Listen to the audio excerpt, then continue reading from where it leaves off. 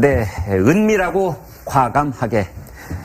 또 저희 신통방통 오윤정 차장 PD가 여기 제목이 아주 재치를 해봤습니다. 영화 제목을 패러디한 겁니다. 은밀하고 과감하게.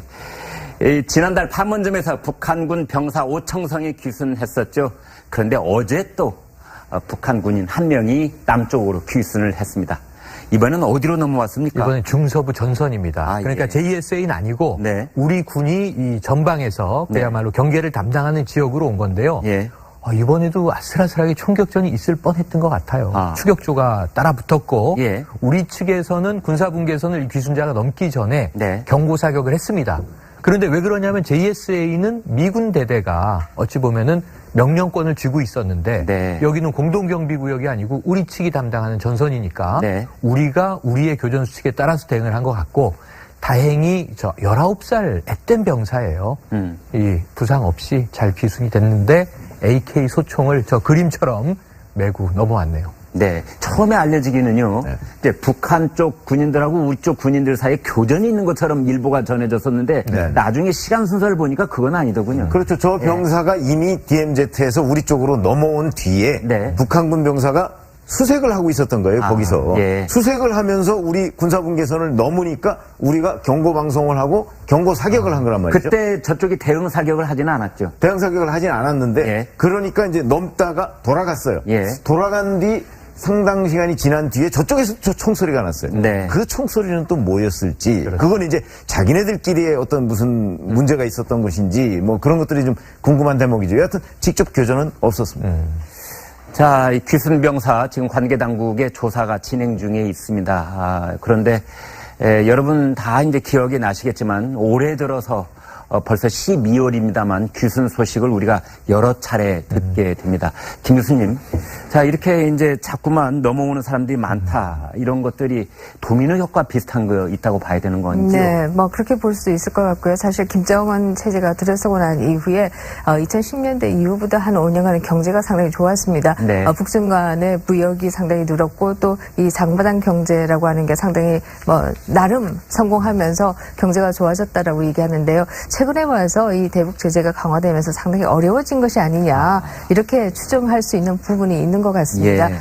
그래서 지금 뭐 일본 같은 경우에도 목선을 타고 넘어왔다가 죽어서 발견되거나 뭐 이런 경우가 지금 70몇 건인가 그렇게 있었던 것으로 기억이 나는데요. 네. 예년보다 2배 이상 늘었다라고 얘기를 하고 있고요. 네. 우리의 경우도 마찬가지인 것을 보면 아마 북한이 대북 제재에 의해서 상당한 어려움을 겪지 않느냐라는 추정을 해볼 수 있을 것 같고요. 네. 두 번째는 북한과 중국 간에 있어서의 경계선에 대한 그 경계를 굉장히 강화하고 있다라고 합니다. 예. 이 때문에 아마 북한에서 중국으로 넘어가서 탈북하는 그런 경우가 좀 줄어들어서 방향이 우리 쪽으로 넘어온 것이 아니냐 이런 추정도 지금 나오고 있는데요. 아마 좀 더 조사가 있어야 될 것 같습니다.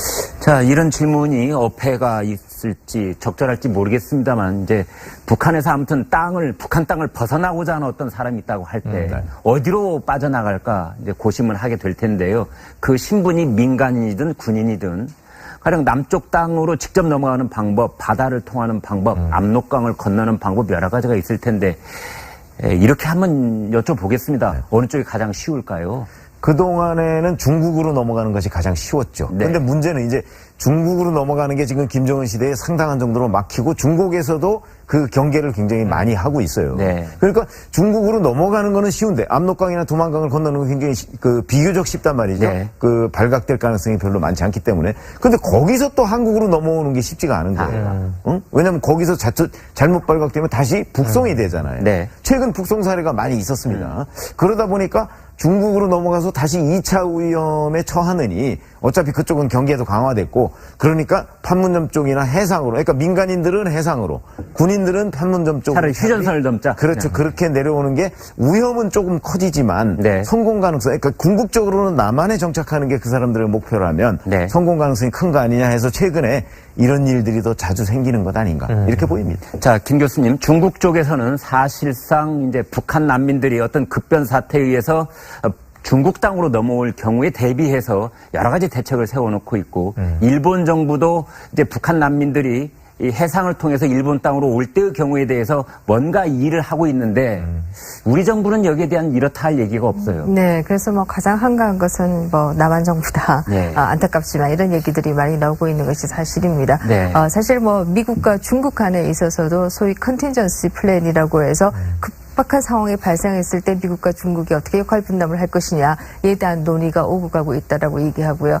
영국조차도 이 북한이 ICBM을 발사하는 경우에 있어서 영국이 타겟이 될 수 있다라는 것 때문에 영국 함선을 지금 파견해서 같이 미국과 훈련하고 있고 뭐 이런 상황 아니겠습니까? 그런 것을 생각해 본다라고 하면 사실 우리 정부는 대한민국 국민이 만약에 급박한 상황이 발생했을 때 어떻게 해야 될 것인지 또 급박하게 많은 주민들이 북한에서 넘어왔을 때 그들을 어떻게 수용해야 될 것인지 뭐 이런 것에 대한 고민들이 혹은 또 실천적으로 나타나고 있는 것들이 너무 적지 않느냐 이런 생각을 할 수가 있고요. 이 때문에 인터넷 댓글들에서 요즘 많이 나오고 있는 게 최근에 2017년 10월인가요? 그때 탄저균 해독제를 청와대가 샀다고 하지요. 그런데 청와대에서 탄저균 해독제를 사는데 왜 우리 국민에 대해서는 어떻게 그야말로 급박한 상황이 발생했을 때 어떻게 어디로 가서 어떻게 숨어야 하느냐, 뭐 어떻게 이것을 이겨내야 하는가 이런 것에 대한 훈련도 지침도 주고 있지 않는 게 이게 과연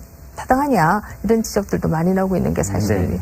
저 얼마 전에 미국 쪽 군사 전문가들이 내놓은 이제 북한에서의 급변 사태, 1번, 2번, 3번, 4번이 있고 1번은 뭐 김정은 신병 이상설, 그다음에 정권 교체 이런 얘기가 있은 다음에 그 네 번째 대량 탈북 난민 이건 역시 급변 중에 급변이다 이렇게 지적해 놓은 걸 볼 수가 있었는데요. 네, 자, 김 교수님 보시기에 이게 어떤 신호라고 보이십니까?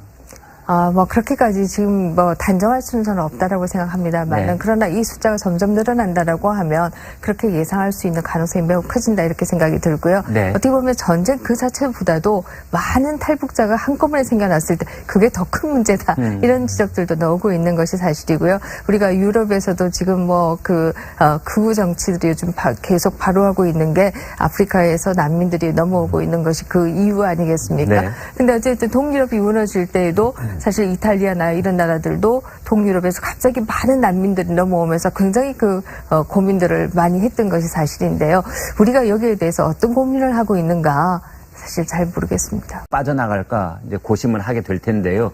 그 신분이 민간인이든 군인이든 가령 남쪽 땅으로 직접 넘어가는 방법, 바다를 통하는 방법, 압록강을 건너는 방법 여러 가지가 있을 텐데 이렇게 한번 여쭤보겠습니다. 어느 쪽이 가장 쉬울까요? 그동안에는 중국으로 넘어가는 것이 가장 쉬웠죠. 네. 그런데 문제는 이제 중국으로 넘어가는 게 지금 김정은 시대에 상당한 정도로 막히고 중국에서도 그 경계를 굉장히 많이 하고 있어요. 네. 그러니까 중국으로 넘어가는 거는 쉬운데 압록강이나 두만강을 건너는 건 굉장히 비교적 쉽단 말이죠. 네. 발각될 가능성이 별로 많지 않기 때문에. 근데 거기서 또 한국으로 넘어오는 게 쉽지가 않은 거예요. 응? 왜냐하면 거기서 잘못 발각되면 다시 북송이 되잖아요. 네. 최근 북송 사례가 많이 있었습니다.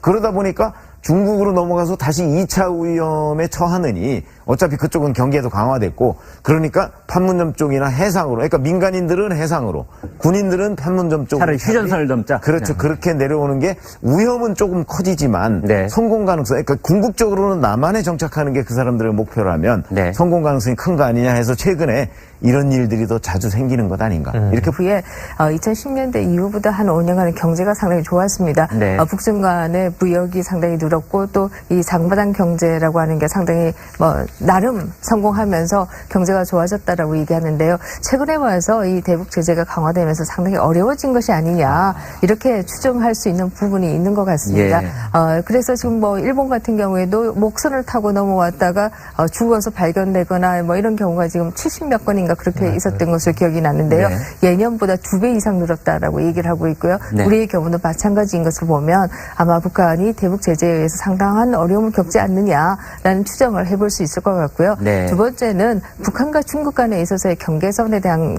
경계를 굉장히 강화하고 있다라고 합니다. 예. 이 때문에 아마 북한에서 중국으로 넘어가서 탈북하는 그런 경우가 좀 줄어들어서 방향이 우리 쪽으로 넘어온 것이 아니냐 이런 추정도 지금 나오고 있는데요. 아마 좀 더 조사가 있어야 될 것 같습니다.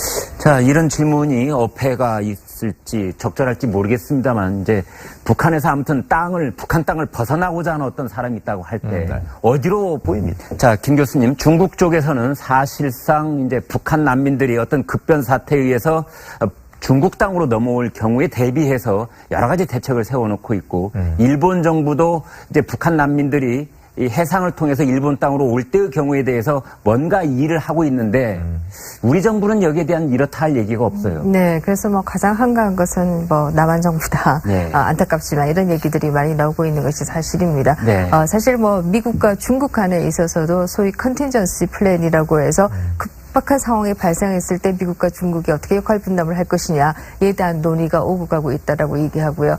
영국조차도 이 북한이 ICBM을 발사하는 경우에 있어서 영국이 타겟이 될 수 있다라는 것 때문에 영국 함선을 지금 파견해서 같이 미국과 훈련하고 있고 뭐 이런 상황 아니겠습니까? 그런 것을 생각해 본다라고 하면 사실 우리 정부는 대한민국 국민이 만약에 급박한 상황이 발생했을 때 어떻게 해야 될 것인지 또 급박하게 많은 주민들이 북한에서 넘어왔을 때 그들을 어떻게 수용해야 될 것인지 뭐 이런 것에 대한 고민들이 혹은 처음에 알려지기는요. 이제 북한 쪽 군인들하고 우리 쪽 군인들 사이에 교전이 있는 것처럼 일보가 전해졌었는데 나중에 시간 순서를 보니까 그건 아니더군요. 그렇죠. 저 병사가 이미 DMZ에서 우리 쪽으로 넘어온 뒤에 북한군 병사가 수색을 하고 있었던 거예요. 거기서. 수색을 하면서 우리 군사분계선을 넘으니까 우리가 경고방송을 하고 경고사격을 한 거란 말이죠. 그때 저쪽이 대응 사격을 하지는 않았죠. 대응 사격을 하진 않았는데 그러니까 이제 넘다가 돌아갔어요. 돌아간 뒤 상당 시간이 지난 뒤에 저쪽에서 저 총소리가 났어요. 그 총소리는 또 뭐였을지 그건 이제 자기네들끼리의 어떤 무슨 문제가 있었던 것인지 뭐 그런 것들이 좀 궁금한 대목이죠. 여하튼 직접 교전은 없었습니다. 자, 이 귀순 병사 지금 관계 당국의 조사가 진행 중에 있습니다. 그런데 여러분 다 이제 기억이 나시겠지만 올해 들어서 벌써 12월입니다만 귀순 소식을 우리가 여러 차례 듣게 됩니다. 김 교수님, 자 이렇게 이제 자꾸만 넘어오는 사람들이 많다 이런 것들이 도미노 효과 비슷한 거 있다고 봐야 되는 건지요? 네, 뭐 그렇게 볼 수도 있을 것 같고요. 사실 김정은 체제가 들어서고 난 이후. 네, 은밀하고 과감하게 또 저희 신통방통 오윤정 차장 PD가 여기 제목이 아주 재치를 해봤습니다. 영화 제목을 패러디한 겁니다. 은밀하고 과감하게.